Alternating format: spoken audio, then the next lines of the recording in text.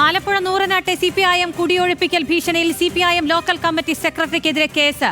CPIM Palamel local secretary നൌഷാദിനെതിരെയാണ് കേസെടുത്തത്. കുടിയൊഴിപ്പിക്കൽ ഭീഷണി നേരിട്ടവർ നൽകിയ പരാതിയിലാണ് കേസ്.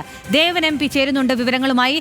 ദേവൻ, ആ ഉടമ ഈ CPIM നേതാവിനെതിരെയായിരുന്നു പറഞ്ഞിട്ടുണ്ടായിരുന്നത്. ഇപ്പോൾ നടപടി ഉണ്ടാകുന്നു, കേസെടുക്കുന്നു. എന്തൊക്കെയാണ് വിശദാംശങ്ങൾ? സംഗീത, ഈ കഴിഞ്ഞ ദിവസം ഈ സംഭവം ഉണ്ടായപ്പോഴും പോലീസ് കേസെടുക്കുന്നതിൽ ചില കാലതാമസം നേരിട്ടെന്നുള്ള കാര്യം കുടുംബം ആരോപിച്ചിരുന്നു. കഴിഞ്ഞ 2 ദിവസമായി ഈ പരാതിയുമായി ഈ കുടുംബം പോലീസ് സ്റ്റേഷനെ സമീപിച്ചിട്ടും കേസെടുക്കുന്നില്ല എന്നുള്ള ആരോപണം ഈ കുടുംബം ഉന്നയിച്ചിട്ടുണ്ടായിരുന്നു. ഇന്നിപ്പോൾ വൈകിട്ടോടുകൂടിയാണ് നൂറനാട് പോലീസ് ഈ പരാതിയുമിൽ ഈ കുടിയിറക്കൽ ഭീഷണി നേരിട്ട റിജുബ എന്ന് പറയുന്ന പരാതിക്കാരുടെ അടിസ്ഥാനത്തിൽ ഇപ്പോൾ കേസെടുത്തിരിക്കുന്നത്. ഇപ്പോൾ BNS പ്രകാരം 189, 191, 190 വകുപ്പുകൾ പ്രകാരമാണ് ഇപ്പോൾ CPM പാലമേൽ LC സെക്രട്ടറി ആയിട്ടുള്ള നൌഷാദിന്റെ പേരിൽ ഇപ്പോൾ നൂറനാട് പോലീസ് കേസെടുത്തിരിക്കുന്നത്.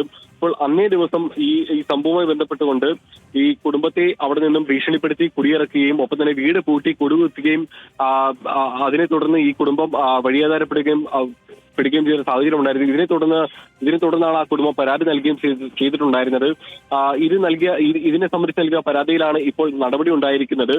ഇപ്പോൾ FIR പ്രകാരം ഈ 17-ാം തീയതി ഈ CPM പാലമേൽ LC സെക്രട്ടറി ആയിട്ടുള്ള നൌഷാദും മറ്റു ചില പാർട്ടി പ്രവർത്തകരും കൂടി ചേർന്ന് റജുവിൽ താമസിച്ചിരുന്ന വീട്ടിലേക്ക് എത്തുകയും ഇവർ മക്കളുടെ ചികിത്സയ്ക്ക് ആവശ്യമായി മെഡിക്കൽ കോളേജിൽ പോയി തിരിച്ചു വരുന്ന സമയം ഈ വീട് പൂട്ടി, അതിനുശേഷം വീട് പുറത്തുനിന്ന് പൂട്ടി പാർട്ടിയുടെ കൊടി അവിടെ കുത്തുകയും ചെയ്തിരുന്നു എന്നാണ് ഈ പരാതിയിൽ പറയുന്നത്.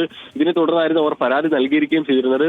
ഇപ്പോൾ ഏതായാലും ഇപ്പോൾ ഈ കുടുംബത്തിന്റെ പരാതി ആലപ്പുഴ നൂറനാട്ടെ CPIM കുടിയൊഴിപ്പിക്കൽ ഭീഷണിയിൽ CPIM ലോക്കൽ കമ്മിറ്റി സെക്രട്ടറിക്കെതിരെ case. CPIM Palamel local secretary നൌഷാദിനെതിരെയാണ് കേസെടുത്തത്. കുടിയൊഴിപ്പിക്കൽ ഭീഷണി നേരിട്ടവർ നൽകിയ പരാതിയിലാണ് കേസ്. ദേവൻ MP ആണ് വിവരങ്ങൾ നൽകിയത്.